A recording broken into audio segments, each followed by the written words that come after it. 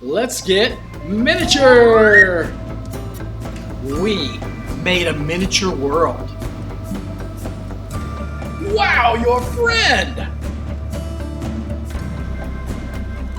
No more. Where's that super armored killing machine again? Hey, Roderick, great to see you, man! Oh, well, yeah, you're just a piece of plastic. I know. It's cool. Hey, welcome to the DM's Craft. I'm DM Scotty. Great to have you with me. Today we're going to work on some blade traps, spinning blade traps. And I got this idea when I saw these little party favors at the Dollar Tree. So I just picked up a bag of these for $1. And these are going to be perfect blade traps for our craft. So let's talk about how we could use these blades. All right, cool. Now let's set the scene. We've got a room. The players go into the room. The characters come in. They see these pits. And there's some trepidation going on there because, when you see pits there, it might, there's something going on, right? So the players kind of sneak up, but then suddenly these blade traps pop out of the pits, right? And they're spinning around, and maybe the monsters come in, try to surprise them or whatever, and try to push them into the traps. The players could also try to push the monsters into the traps. So that's a great, fun encounter. Another use of these could be one or more of them come spinning out, and you roll randomly to see where it's going. So if the combat starts, you have this random trap kind of bouncing around the room. You can roll a random direction die. You can roll a d8 for the direction, the dial direction. 1, 2, 3, 4, 5, 6, 7, 8. Or if you have directional dice, you could roll that. But yeah, you could just have this trap, bouncing around the room. You can decide how far it goes each turn, maybe 30 feet each turn, and it's bouncing around the room like a hockey puck. Anybody in its way, has to make a saving throw, or they get sliced by this spinning trap. So some really fun ideas for this thing. And let's hit the table. It's gonna be super easy to make. This is super quick and super easy to make this craft. Here's the pack of these party favors I bought from the Dollar Tree, and there's 8 of these suckers in there, so this is great. You can make a lot of them, or you can make some for yourself and make others for another DM friend. Now, a problem I immediately noticed when I opened these was that there's these little arrows imprinted on the plastic. I was like, oh darn, I don't want that on there. So I'm just going to sand it off. It's just really easy to do. Don't worry if you scrape it up a little bit, because we're going to put scoring marks on here, and that'll just look like, wear from the blades. It'll be kind of fun. So just go with that, use that, and we'll also nip out some with some scissors to like the blades chipped a little bit if you want to have some differences into the blades or damage. I'm going to use a sharp object to score the blade. This is just an old carving knife that I'm using. And you can do some nicks out of it with the scissors also. You could use X-Acto knives or anything like that. Just be careful when you do this. And you can take the little nicks out of it. Now be careful, you could crack the plastic, so don't get too crazy with it. I'm also going to use these craft gears on the project. You can buy these in bulk on my Amazon link below. But if you don't have anything like this, you can always just use bits and bobs you have around the house. You could use beads and that kind of thing. But I really like the look of these, and I think they really enhance the project, so you might want to consider getting some.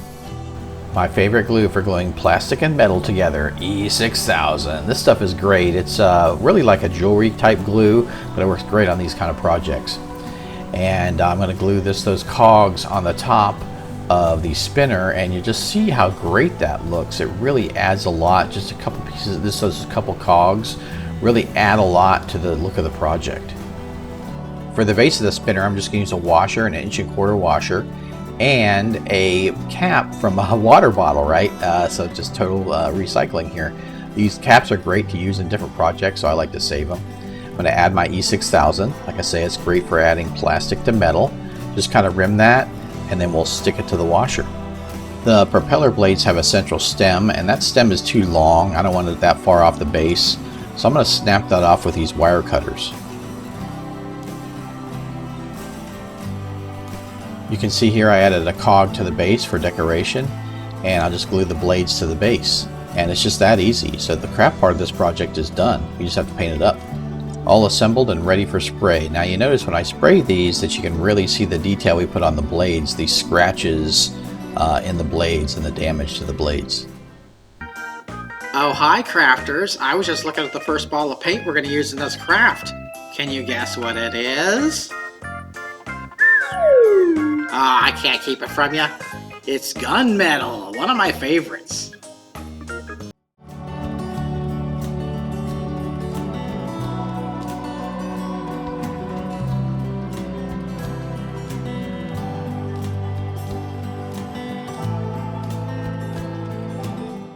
And say it with me, friends, one of Scotty's favorites, burnt sienna.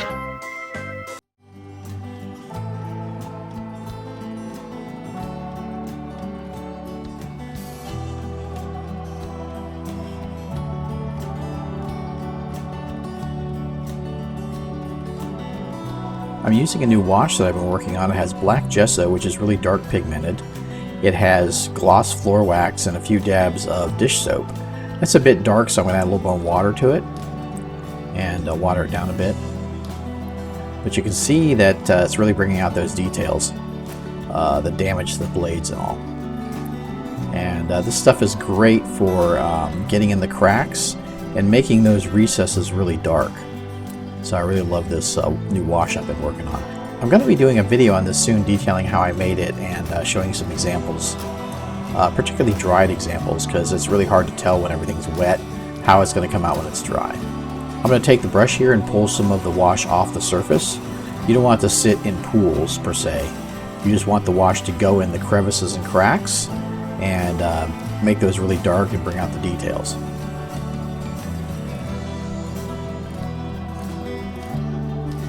And we're gonna finish up some highlights with this bright silver.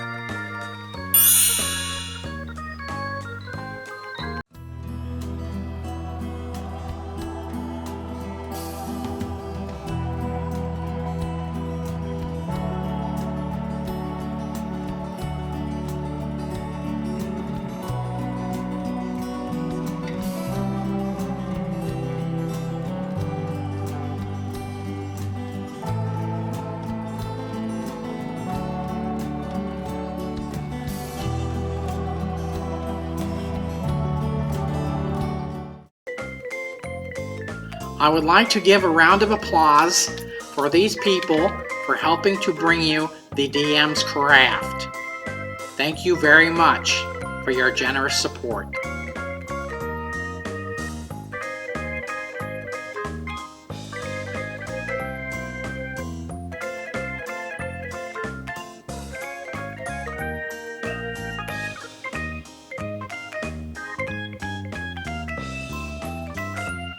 That's a lot of names.